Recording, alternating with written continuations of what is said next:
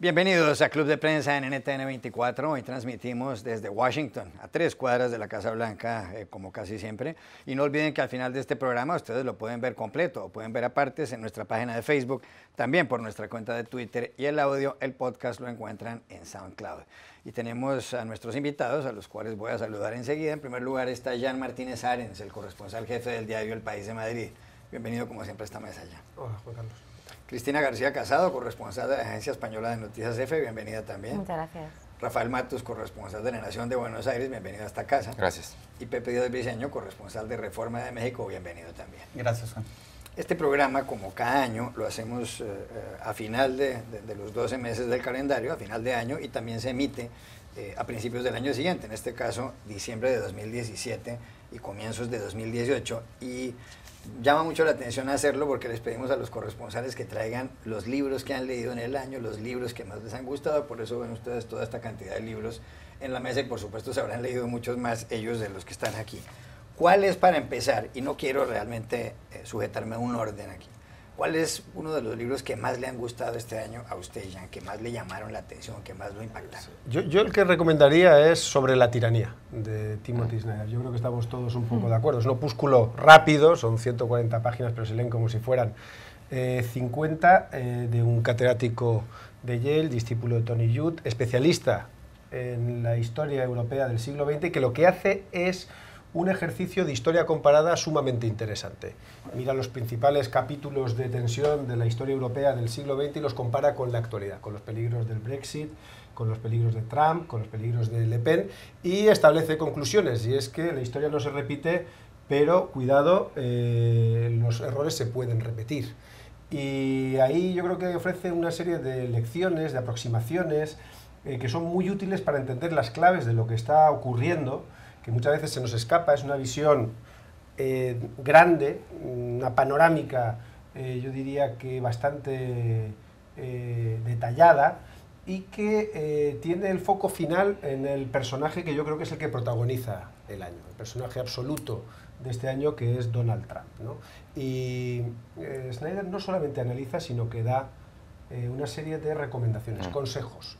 Tiene una parte, como muchos de los libros que se han publicado este año, no acaban solamente en la parte analítica, sino que dan un paso más y mueven al lector, buscan su actividad. De alguna forma, en muchos de los libros que yo he visto, hay un cierto activismo. Es decir, en la era Trump no basta con ser espectador, hay que ser actor. Y en este caso, yo creo que da una serie de consejos, algunos pues realmente útiles, y el principal, a mí por lo menos el que más me gustó, es aquel de no ser obediente, ¿no?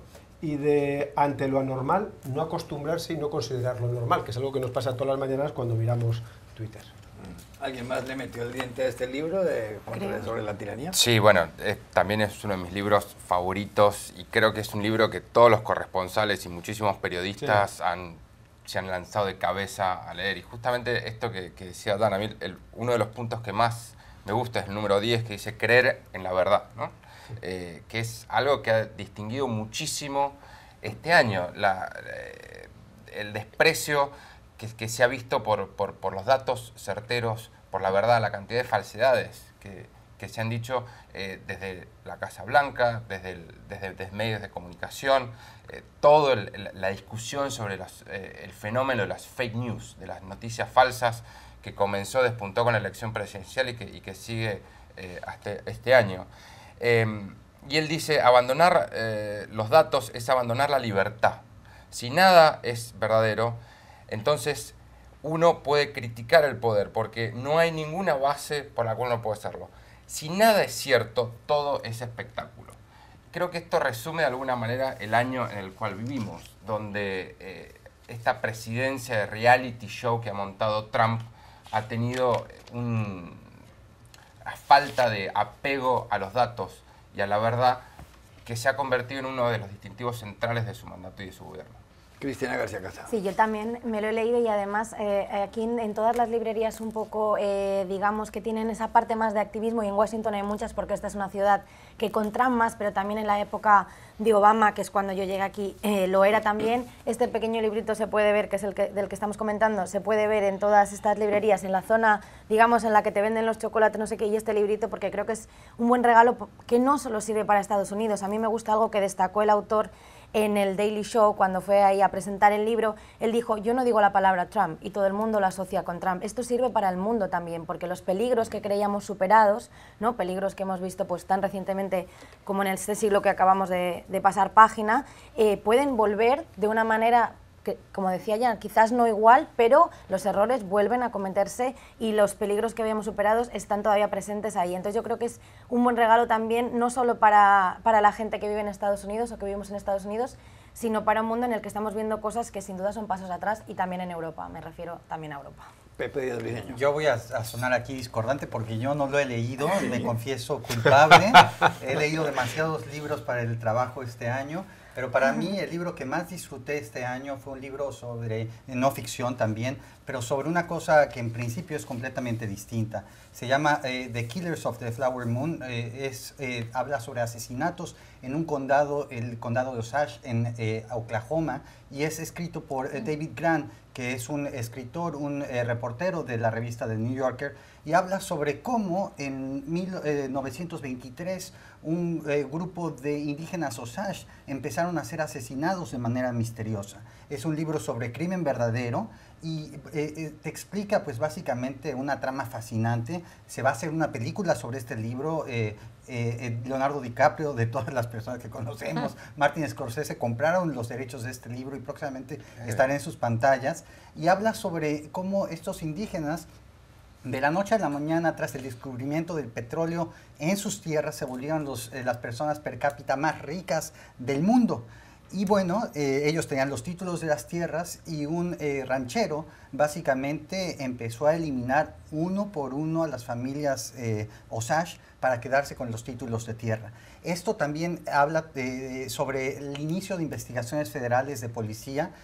Fue una rama del Buró de Investigación del entonces oscuro Departamento de Justicia, ya dirigido por Edward Hoover, quien empezó a hacer la investigación de las muertes, e incluso mandó digamos, un investigador, ¿cómo se le llama?, disfrazado, debajo de las... encubierto de indígena, para intentar entender y resolver estos crímenes. Al final, el buró dijo que había habido 20 muertes, el periodista presenta que hubo cientos de muertes, y habla sobre distintas cosas finalmente, ya para cerrar esto.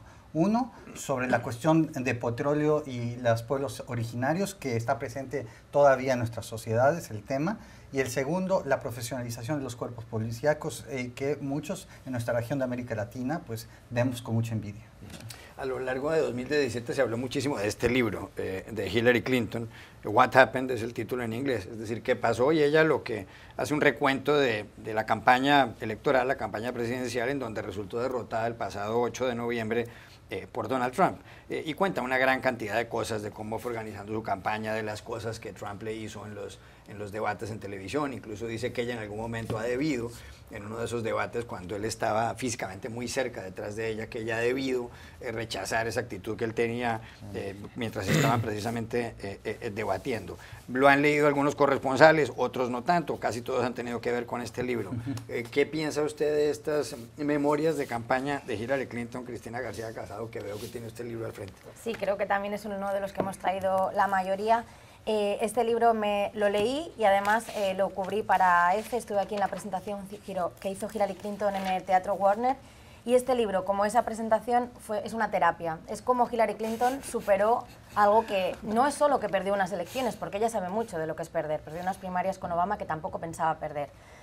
Ella perdió unas elecciones frente a Donald Trump. La esperanza de la primera mujer presidenta de la primera potencia del mundo, aunque eso podamos discutirlo, bueno, de un país tan importante como Estados Unidos, se desvanece ante alguien como Donald Trump. Ese mensaje para muchas mujeres y para muchos hombres en este país y para muchos progresistas fue demasiado duro. Yo tengo amigas estadounidenses algunas periodistas, otras no, pero gente en definitiva comprometida, como es la que vive en Washington, que se fueron de Facebook el día después para la gente que confiaba en que esto no era para mucha gente fue difícil descubrir que su país podría votar a alguien como Trump. No a un republicano, no tiene nada que ver con eso, tiene que ver con alguien como Trump. Después del día de las elecciones yo hice unos artículos sobre el duelo. Las consultas a los psicólogos en Estados Unidos aumentaron, eso no fue un chiste, ¿no? Eso pasó. O sea, las psicólogas y psicólogos en este país recibieron más consultas porque había gente que decía, este no es mi país, esto no lo reconozco. Este libro de Hillary Clinton es terapia. Ella habla de cosas, bueno, que mucha gente puede a lo mejor empatizar, ¿no? De cómo necesitó el Chardonnay para superarlo, y en la presentación en el Teatro Warner aquí en Washington, que fue una auténtica fiesta, la gente yo creo que tuvo esa noche que no pudieron tener, ¿no? O sea, una noche creo que se sintieron un poco vencedores en el sentido de nosotros advertimos de que lo que está pasando iba a pasar. Incluso gente del Partido Demócrata o progresista que pensaba, no, Clinton es lo peor, mejor cualquier cosa que Clinton. Creo que por fin, me imagino que ya se han dado cuenta de que eso no era así, ¿no? Y entonces en esa fiesta, en esa presentación, que fue una fiesta, se servía Chardonnay y la gente estaba con el vino, ¿no? Y escuchando a Hillary Clinton, una Hillary Clinton que siempre se le ha tachado, ¿no?, de ser fría. Yo no la vi en ningún momento fría, no creo que nadie pueda ver una persona fría a través de las páginas de este libro. Ella habla de cómo tuvo que ir, ¿no? Habla incluso de que hace la respiración alterna. O sea, habla de cosas que creo que mucha gente puede empatizar, y que creo que la pregunta, el título no podría ser mejor, porque todavía hoy mucha gente se lo pregunta, ¿qué pasó? Claro. Sí, vamos a ver, yo creo que la figura de Hillary Clinton es curioso porque ella ha utilizado el libro un poco como una justificación de lo que fue una derrota histórica y además perpleja, que es lo que le pasa a muchos de sus votantes. Es decir, ella perdió ganando en votos, pero también revela, y yo creo que un año después se tiene que decir que ella fue una mala candidata. Es decir, que ella perdió ante alguien que en principio estaba destinado a perder, y que tanto su libro como sus apariciones públicas no han mejorado su imagen. Es decir, Hillary Clinton sigue siendo en Estados Unidos un personaje que levanta entre los propios demócratas muchísimas suspicacias, y que desde luego tiene un problema gravísimo, y es que activa el voto republicano. Es decir, ella no se dio cuenta que su problema no era tanto su base electoral, que de hecho ella sacó más votos que Trump, sino que ella lo que hacía es activar a los votos republicanos. Mucha gente republicana votó a Trump poniéndose los dedos tapándose la nariz, y eso es un efecto que venía con ella, es una imagen, un defecto posiblemente de fábrica. Yo creo que es un personaje interesantísimo, posiblemente sin haber sido presidenta, es un personaje que tiene una biografía tan intensa como la de un presidente, y que también, eso también hay que decirlo, pagó el hecho de ser mujer. Es decir, sigue siendo un país machista, ¿no?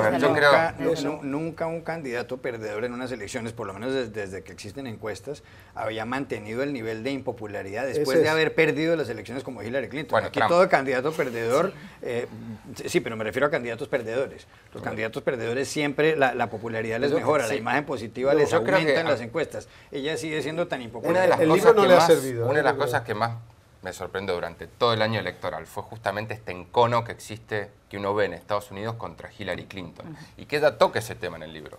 Ella dice que básicamente se trata de machismo, que ningún candidato hombre tuvo que pasar por el matiz por el que tuvo que pasar ella, por la cantidad de filtros, por la cantidad de obstáculos que tuvo que atravesar ella. Es cierto también que el libro también apunta a dar su versión de lo que ocurrió, ¿no? Que es tal cual como dice Dan, es una justificación. Ella en ningún momento hace un mea culpa de decir me equivoqué en esto, hicimos esto mal.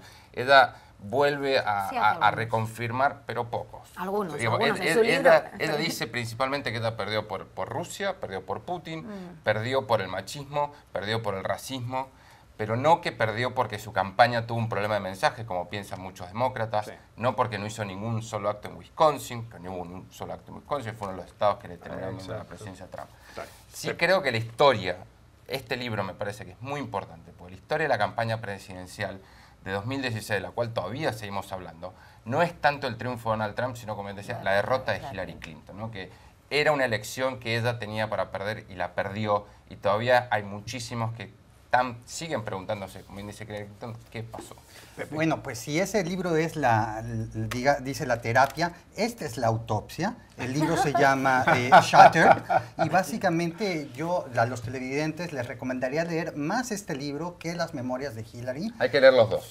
Yo leí los dos y hay que leer los dos. Pero los televidentes no tienen mucho tiempo. Yo recomendaría más este porque es más honesto. Y yo lo diría. ¿Quiénes son los autores y cómo es la historia? Jonathan Allen y Amy Parnes, dos reporteros políticos que escribieron un libro previo del cubrimiento de Hillary Clinton cuando fue secretaria de Estado de Estados Unidos. Conocen muy bien el mundo Clinton. Y entonces, pues, básicamente el libro es una autopsia porque es desgarradora. Este libro lo odia la campaña de Hillary Clinton porque básicamente presenta los elementos de cómo la campaña de Hillary Clinton, obviamente, pasados los meses, se ve que estaba destinada a perder aún antes de la aparición de Donald Trump.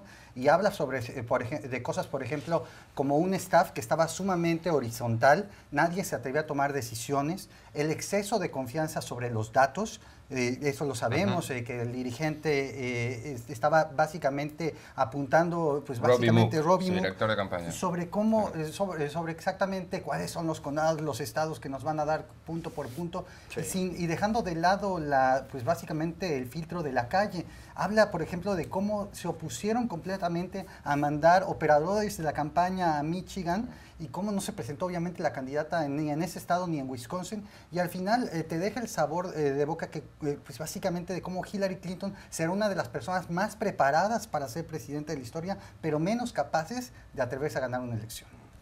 Bueno, y a propósito de presidentes de Estados Unidos, en este caso Hillary no lo era, pero quería hacerlo, hay una gran biografía que he empezado a leerme de Franklin Delano Roosevelt, que fue presidente de 1933 al 12 de abril de 1945, que fue el día que se murió, el hombre que fue reelegido 3 veces.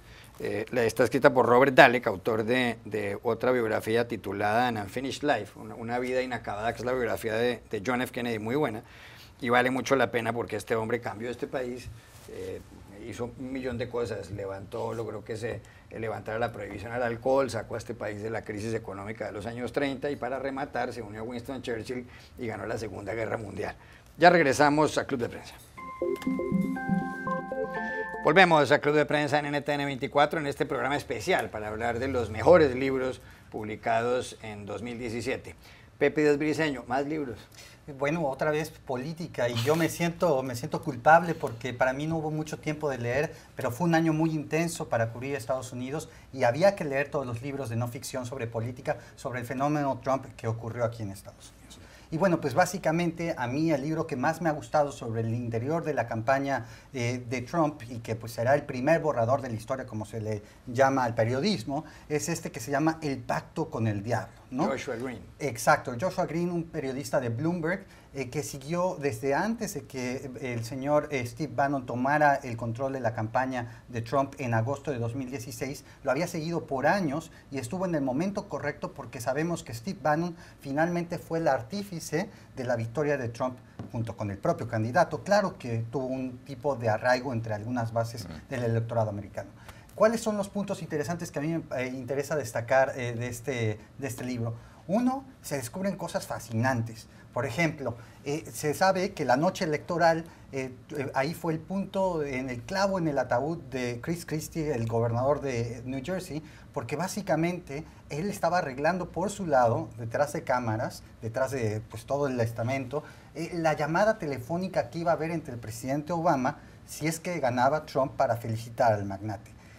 Trump aparentemente sabemos que no le gusta tomar cosas de otras personas, los bolígrafos, los libros, es una persona que le tiene miedo a los gérmenes, ¿no? A los patógenos. Y entonces básicamente él le pareció un insulto que Christie estuviera arreglando por su parte la llamada sin pedir la autorización, y dos, que le pasara su celular para intentar hablar con Obama. Eso le parecía inaudito y eso selló el futuro político de Chris Christie para no tener un cargo en el actual gobierno. Y segundo, en mi interés personal, yo cubro México aquí en Estados Unidos y habla sobre cómo los asesores de Trump, aliados a Breitbart, el sitio de internet del señor Steve Bannon, básicamente propusieron la idea del discurso sobre un muro fronterizo con México como un truco de mnemotecnia, un truco de memoria, porque Trump no recordaba cuáles eran los puntos que tenía que decir en los discursos previo a que él se lanzara como candidato en 2015. Y para recordarle que el tema fundamental de la elección para él era la inmigración ilegal desde México, le dijeron, usted diga que va a construir un muro.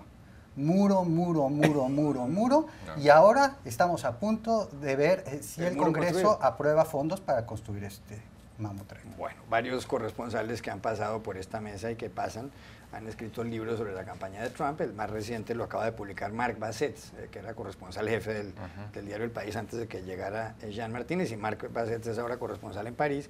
Se titula Otoño Americano. También ha escrito Paula Lugones de Clarín de Buenos Aires un libro titulado Los Estados Unidos de Trump, editado por Ariel, y Manuel Erice, corresponsal del diario ABC, publicó otro titulado El triunfo del showman. Más libros, Rafael Matus. Bueno, yo un libro sobre economía que escribió el Premio Nobel de Economía de este año, se llama Richard Thaler.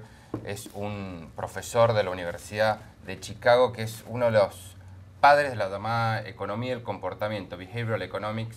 Yo estudié economía, soy un gran entusiasta de la economía del comportamiento. Es toda una nueva rama que quiebra un poco con el análisis histórico que está arraigado en la idea de que las personas toman decisiones racionales y que el agregado de esas decisiones racionales a través de la famosa mano invisible que también explicó y un concepto que acuñó Adam Smith, llega a este equilibrio en el mercado, el fabuloso mercado que permite desparramar prosperidad para todos. Richard Thaler explica muchas de los errores que cometemos las personas al tomar decisiones y explica muchas de las irracionalidades que, por ejemplo, explican o ayudan a entender la crisis financiera global del 2008 que desparramó destrucción en toda la economía. Es el segundo economista que recibe el Premio Nobel de Economía que pertenece a esta escuela. El anterior fue Shiller, otro economista norteamericano. Es un libro muy interesante, muy liviano, donde él acuña varios términos, como por ejemplo contabilidad mental, para explicar por qué algunos consumidores toman decisiones de adquirir algún bien o adquirir algún servicio que no es la decisión más racional de acuerdo a sus intereses. Cuenta una anécdota que fue uno de los disparadores de toda su carrera académica, de una cena con varios profesores en la cual antes de la cena había puesto una fuente con castañas de cajú y con almendras. Sí.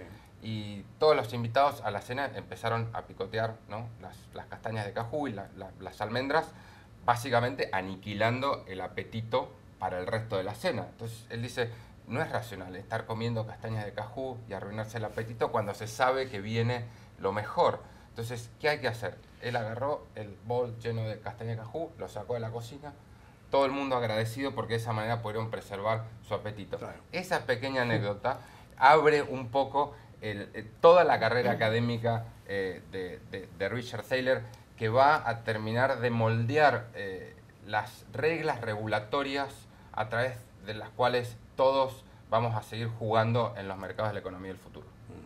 Cristina García Casado, más libros. Sí, usted ahí encima, Patria. Patria creo que es, no solo porque acaba de ser premiada Premio Narrativa en España, sino que es, en España tenemos muy difícil el consenso, así en general. Somos un país que en general es complicado, ¿no? Es complicado. Hay un consenso sobre qué libro, ¿no?, ha marcado, digamos, este año, y además llega en un momento, es una novela necesaria. Patria, de Fernando Aramburu, es una novela que ocurre en los años del terrorismo etarra en el País Vasco, pero sobre todo es una novela. Yo la quiero defender como novela porque me imagino que cuando se oye fuera, pues, oh, otro libro, ¿no?, sobre el terrorismo vasco. No es eso. Esto es una novela que per se es riquísima, tiene un estilo espectacular, tiene un estilo propio, tiene unos personajes muy ricos, tiene unos personajes que no están estereotipados, porque el etarra no es quien uno piensa que es, ni la familia del etarra todos piensan igual, ni la familia de la víctima todos piensan igual. Creo que explica, sobre todo la grandeza de esta novela, es que recoge en una novela, en un libro que no aspira a ser no ficción, recoge todo el entramado social, que tiene un conflicto armado, un conflicto terrorista como el del País Vasco, y que creo que, por ejemplo, en el caso de Colombia puede, ¿no?, apelar a sentimientos que podemos, ¿no?, compartir, la sociedad que lo vivió en primera persona y los que, por ejemplo, como es, yo qué sé, pues mi caso, el caso de mi familia, en segunda persona, es decir, creciendo viendo atentados en la tele todos los días, teniendo familiares que tenían que ir protegidos o cambiándose de coche. Esto le pasó a muchísima gente en España hace muy poco, y lo que me da un poco de pena es ver que mi generación y sobre todo las que vienen más atrás no quieren leer Patria, que este libro dicen que es un libro como más de nuestros padres o de nuestros abuelos, y la última que la está leyendo es la mía. Y eso me parece muy triste, porque una cosa es que ya, ¿no?, en los telediarios tengan la suerte de los que han crecido ahora no ver lo que yo vi, que a mí creo que una de las razones, si es que hay una en concreto por la que soy periodista, es porque cuando creo que tenía 7 años estaba en casa de mi abuela esperando cómo iban a matar o a no matar a José Miguel Blanco, y lo mataron, un concejal del Partido Popular, que lo único que había hecho, a Miguel Ángel Blanco, sí. Y eso... Concejal de Ermua, en Vizcaya. Pero es muy gordo ese libro, ¿no?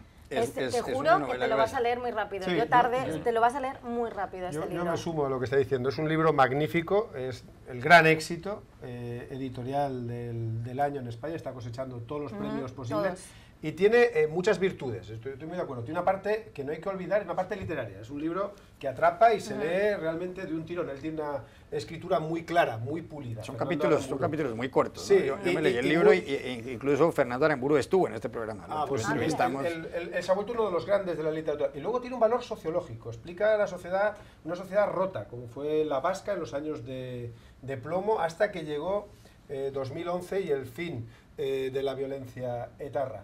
Y luego yo creo que es un buen recordatorio. Es decir, España ahora está volviendo a vivir el nacionalismo, la quiebra del nacionalismo. España es una sociedad perpleja consigo misma, con una identidad difícil, con una solución nacional que siempre ha estado en movimiento, nunca ha tenido una forma cristalizada, clara y consensuada, excepto la que nos dio la Constitución, pero aún así siempre ha tenido presiones. Y una de ellas, quizá la más grave, fue el terrorismo. Durante muchísimos años, durante décadas, los españoles estábamos acostumbrados a ver a gente morir asesinada por los extremistas que consideraban que el nacionalismo tenía que estar por delante de los derechos de las personas. Este libro lo recuerda.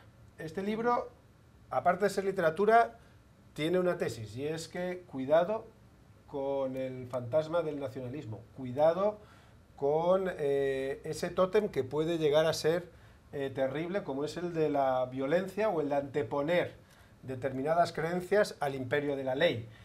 Ahí hay una muy buena explicación de lo que vivió España hace no tanto, es decir, el cese de hostilidades de ETA definitivo fue en 2011, hace apenas 6 años, y que ahora, de una forma muy distinta, pero vuelve a estar en tela de juicio, como es la solución nacional y esa ruptura de la hermandad que supone una nación. Yo creo que es un libro imprescindible por el valor literario y para conocer lo que está ocurriendo en España. Claro, hay que recordar que ETA es una banda separatista que cometió muchos atentados terroristas, ha asesinado a alrededor de 1000 personas, fue fundada el 31 de julio de 1959, día de San Ignacio de Loyola, y el objetivo era la independencia del País Vasco, que está compuesto por esas 3 provincias que son Álava, Guipúzcoa y Vizcaya, donde viven alrededor de 3 millones de personas, menos de 3 millones de personas. Es una zona muy rica, pero tuvo popularidad al principio, cierta popularidad ETA, porque se enfrentaban a la dictadura de Francisco Franco, pero lo que mucha gente no entiende, o la mayor parte de la gente no entiende, es por qué, muerto Franco en 1975, regresada la democracia, una vez que volvió la democracia a España, con una constitución que en efecto les daba garantías a todas las regiones y que les otorgaba una gran cantidad de competencias a cada una de las comunidades autónomas, como es el País Vasco, ¿por qué siguió ETA apretando el gatillo? ¿Usted tiene lista de más libros? Sí, yo un libro que me ha gustado especialmente, entra en el mundo de la autobiografía, pero yo creo que explica bien Estados Unidos siendo escrito por alguien que no es de Estados Unidos, que es un surafricano, es Trevor Noah, el cómico estrella de The Daily Show, que nos cuenta su vida desde que nació hasta los 18 años en Sudáfrica. Él es de madre negra, Xhosa, y padre blanco, algo que estaba prohibido en la época del apartheid, que es cuando él nació. Por eso el libro se titula Prohibido nacer, Born a Crime, y refleja muy bien lo que es el mundo bajo la opresión racial surafricana, pero también tiene una lectura concomitante que es la de la discriminación racial en Estados Unidos. Yo creo que el libro explica muy bien cómo pasó en Sudáfrica y sigue ocurriendo también en Estados Unidos. El problema racial sigue vivo, no se ha solucionado. En el caso de Estados Unidos, el pasado esclavista es algo que todavía permanece, que aparece en muchos sitios de la sociedad, no solamente ya en la política. Yo creo que en la vida normal, en la guetización incluso de las ciudades, como aquí ocurre en Washington, donde hay partes absolutamente blancas y otras absolutamente negras, y eso para alguien que viene de fuera o de culturas mestizas como las latinoamericanas es muy difícil a veces de entender. Él, yo creo que hace ahí una magnífica reflexión, además la hace desde la autoridad de alguien que es negro, teniendo padre blanco y habiendo vivido en el apartheid. Es decir, se le pueden dar pocas lecciones de lo que es vivir la discriminación. Él la ha vivido en su grado máximo, como fue el caso surafricano. Y luego también, de una forma vinculada a la cuestión de los late shows, que son una forma de púlpito político que hay en Estados Unidos, que en pocos otros países se ve con tanta inteligencia, tan bien llevados, tan bien desarrollados, y de los cuales el propio Trevor Noah yo creo que es uno de los mejores exponentes que hay en el mundo. Es decir, es un humor brillante, durísimo, analítico, que se enfrenta a cualquier problema, que no tiene miedo a ser políticamente incorrecto, si con eso pone el dedo en la llaga y hace que el espectador entienda de lo que están hablando.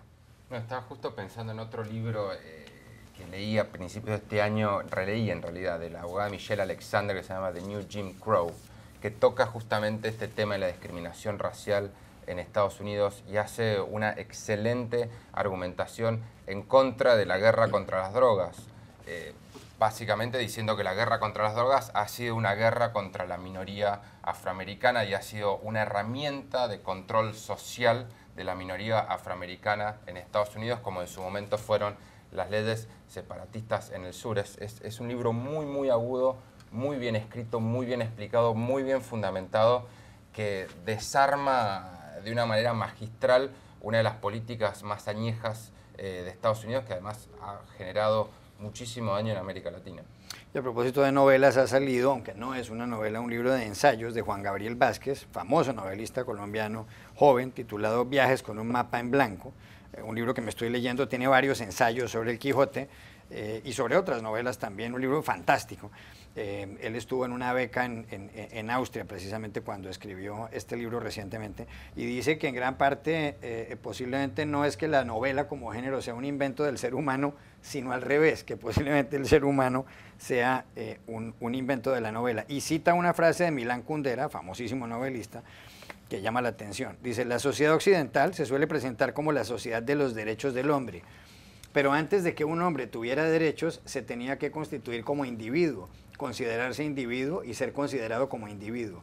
Y eso no habría podido pasar sin la larga experiencia de las artes europeas, y en particular el arte de la novela, que enseña al lector a sentir curiosidad por los otros y a tratar de comprender verdades distintas de la suya propia. Este libro, Viajes con un mapa en blanco, Juan Gabriel Vázquez. Ya volvemos a Club de Prensa. Volvemos a Club de Prensa en NTN 24, en este programa especial sobre los buenos libros del año 2017.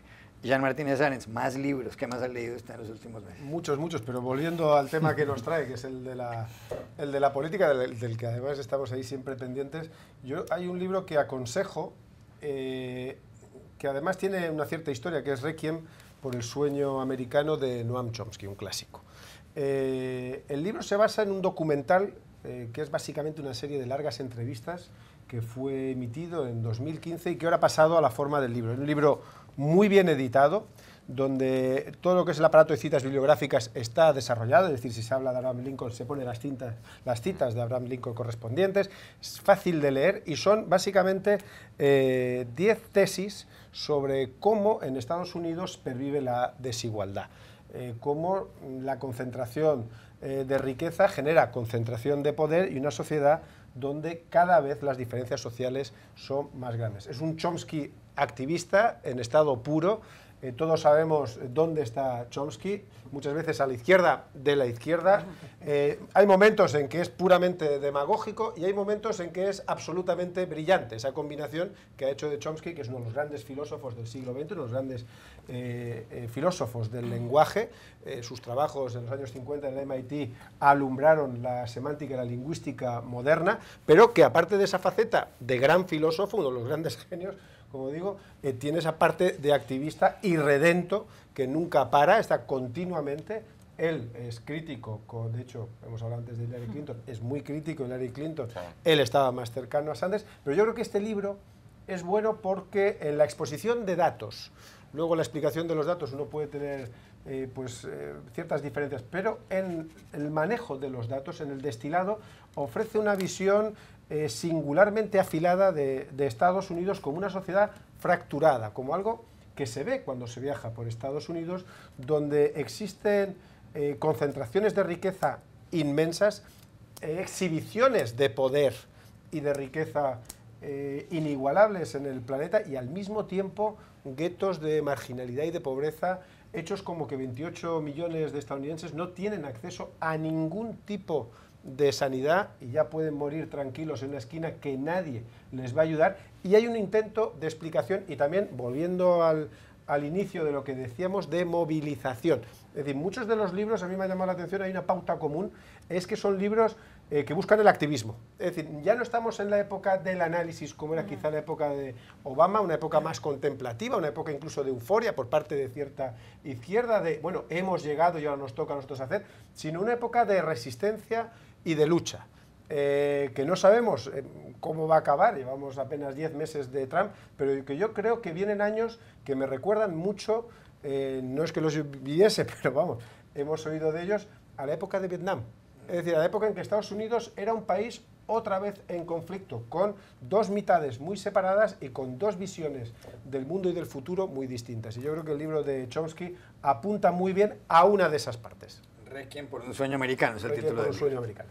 Cristina García Casado. Sí, de hecho, quería decir también que estoy muy de acuerdo con Jen en esto que dice, que uno va a las librerías de Estados Unidos y básicamente lo que hablaba antes de la terapia es una guía para sobrevivir a Trump. Tú entras aquí a Kramer Books, que es una de las más conocidas de Trump. Bueno, es espectacular, ahora la han ampliado, tiene todavía más libros para sobrevivir estos años, y hay uno que es literalmente cómo sobrevivir estos años, cómo hacer la resistencia. La palabra resistencia cobra un significado en un país donde yo, por ejemplo, nunca he cubierto tantas pocas protestas como en Estados Unidos, hasta enero de este año, cuando cubrí esa marcha histórica de las mujeres, que no fue de las mujeres, fue organizada, impulsada por mujeres, pero una marcha contra Trump y contra lo que Trump representa, porque no es solo, cuando hablábamos del libro de la tiranía, no es Trump en sí mismo, ¿no? Porque Trump pasará, son las cosas que Trump ha legitimado ocupando la Casa Blanca, ¿no? Las cosas que Trump ha atizado, las que son peligrosas si eso perdura, ¿no? en siguientes elecciones. Y al hilo de esto, uno de estos libros, además también, mira, del tamañito que teníamos del Tirani, otro muy buen regalo, es este libro que es este es el Patria, es el con el que empecé el año y el que he leído 2 veces. Uno, de hecho, la segunda fue porque a raíz de todo el conflicto del tema catalán, obviamente no es comparable porque el hecho de la violencia es la gran diferencia entre lo que pasa en las dos autonomías, las dos regiones españolas, pero hay un tema clave que es empezar a señalar al otro, empezar a señalar al enemigo. Este libro no es todo el rato, en este libro no muere gente en cada capítulo, en este libro lo primero que hay es esa ruptura social entre las familias, por apellidos, sin apellidos, por quién no apoya al otro, que es muy peligroso, y yo me lo volví a leer un poco como consuelo, no sé si como consuelo o como advertencia, a raíz de ese tema. Pero este libro del que quería hablar ahora es un librito que se llama ¿Por qué todos debemos ser feministas? Y es el que más he regalado este año, sobre todo a hombres. Porque esta autora nigeriana, que se llama Kemanda Ngozi Adichie, que este libro es una adaptación de una charla que ella hizo, de estas charlas tan famosas que son TED, ¿no? Y ella habla de conceptos brillantes, y que uno lo está viendo y dice, pero si es que esto es tan básico, ¿por qué no es como common sense? ¿Cómo no esto es lo que todo el mundo opina? Y dice, es normal. Lo normal.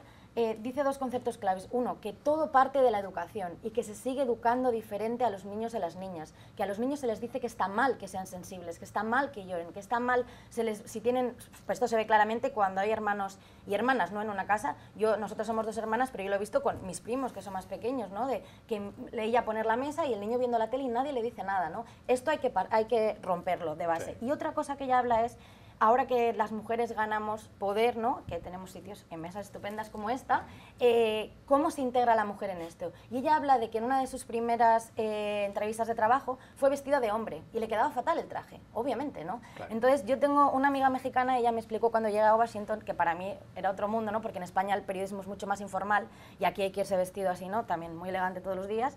Y ella me dijo, pero no hay que vestirse de hombres.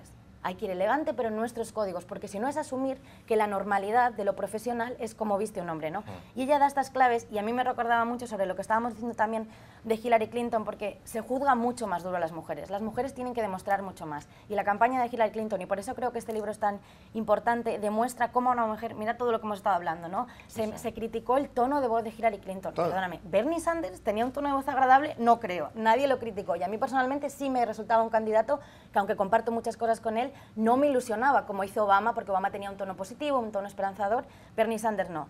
Hillary Clinton se criticó eso con muchísima dureza, era la vieja que cae mal, ¿no? Se decía, eso es terrible y eso es machismo, ¿no? Y otra cosa por la que creo que es que quería cerrar, que antes no pude, el tema de Hillary Clinton, es que es una pieza de historia, porque esto es una pieza de la historia clave de Estados Unidos, escrita por una mujer. Y solo eso ya tiene un valor que, por supuesto, creo que hay que destacar. Una pieza de historia además que no es común que una y no mujer es común, que se escriba un libro sobre una campaña electoral que termina siendo derrotada. Nos olvidamos también de mencionar el caso de James Comey, ¿no? Que ella también acusa al exdirector del FBI como una de las razones principales de su derrota.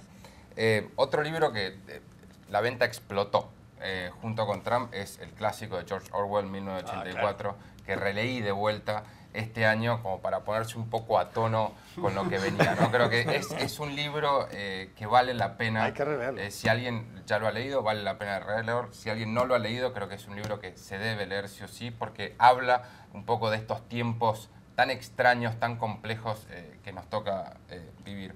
Otro libro también muy bueno para entender un poco lo que pasa aquí en Estados Unidos. Lo escribió una socióloga de Berkeley que se llama Arlie Russell Hochschild. Se llama Extraños en su propia tierra, en español el título en inglés es Strangers in Their Own Land.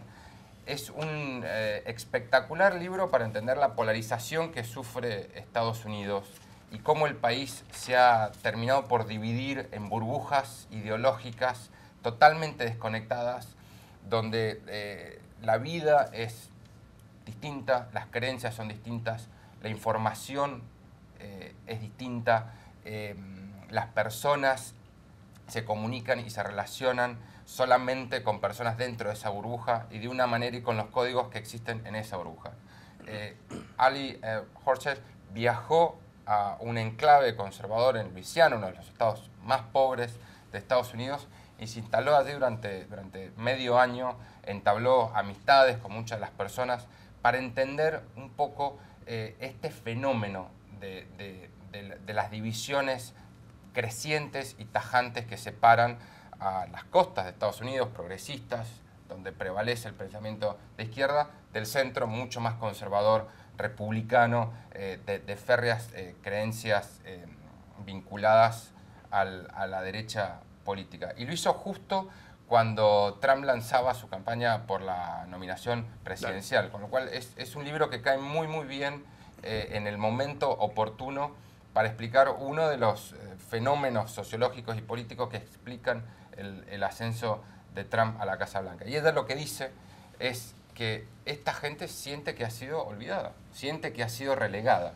que hay muchísimos grupos y minorías en Estados Unidos que han sido puestos delante de ellos por el Estado y que el sueño americano, esa gran construcción política e ideológica de Estados Unidos, para ellos ya no existe más justamente por obra del gobierno. Y son personas que necesitan, más que ninguna otra en Estados Unidos, justamente del gobierno. Es una gran paradoja, está muy muy bien explicada en este libro, vale mucho la pena para entender el presente del país. 40 segundos para este segmento, para el final de este segmento. Pepe Díaz Vicente. Rápidamente, quiero decir que hay libros que de repente tienen conclusiones inesperadas años después de que se publican. Es el caso de We Have Your Husband. Tenemos a su esposo, escrito por Jaime García Balseca. Habla sobre la historia del secuestro del empresario mexicano Eduardo García Balseca. El año 2017 será el año más violento en la historia de México reciente. Y pues básicamente este libro recuerda justamente el dolor, la falta de castigo a los culpables de muchos de los crímenes en México. Y este año, en 2017, se encontró de manera fortuita que el autor de un secuestro en el centro de México había sido el comandante Emilio, un dirigente del Frente Patriótico Manuel Rodríguez en Chile, que en 1991 cometió un asesinato contra un senador pinochetista y que terminó en el pueblo de San Miguel de Allende haciendo múltiples secuestros, ganándose millones de dólares, y básicamente fue por una casualidad. El libro es importante leerlo por la violencia que vive en México en este momento. Ya regresamos a Club de Prensa. Volvemos a Club de Prensa en NTN 24, en este programa especial de libros, pero volvemos para despedirnos porque se acabó el tiempo. Gracias, Jan Martínez Arens, Cristina García Casado, Rafael Matus y Pepe Díaz Briceño, y a ustedes los espero en una próxima oportunidad.